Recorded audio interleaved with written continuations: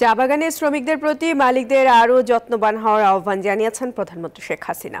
বলেছেন, সকল শ্রমিকের জন্য আবাসন নিশ্চিত করবে সরকার। জাতীয় চা দিবস উপলক্ষে রাজধানীর ওসমানী স্মৃতি মিলনায়তনে আয়োজিত অনুষ্ঠানে এ কথা বলেন সরকার প্রধান। এই সময় চা শিল্পের উন্নয়নে গবেষণা বাড়ানোর তাগিদ দেন সংশ্লিষ্টরা।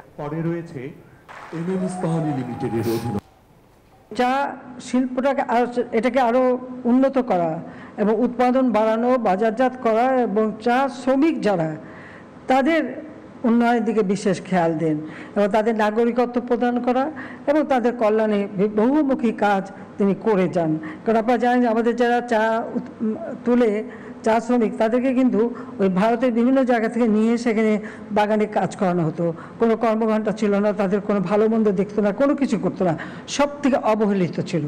বঙ্গবন্ধু শেখ মুজিব টি বোর্ডের চেয়ারম্যান হওয়ার পর থেকেই তাদের ভাগ্য পরিবর্তন হতে শুরু করে। তাদের ভালো মন্দ সব কিছু তিনি দেখতেন এবং তাদেরকে নজর দেন এবং চার উৎপাদন বাড়ানোর জন্য তিনি টি রিসার্চ স্টেশন নামে একটা ল্যাবরেটরি স্থাপন করেন, লাইব্রেরি স্থাপন করেন শ্রীমঙ্গলে এবং সেই সাথে সাথে চা বোর্ডের কর্মকর্তাদের জন্য কন্ট্রিবিউটরি প্রভিডেন্ট ফান্ড সেই সুবিধাও চালু করেন।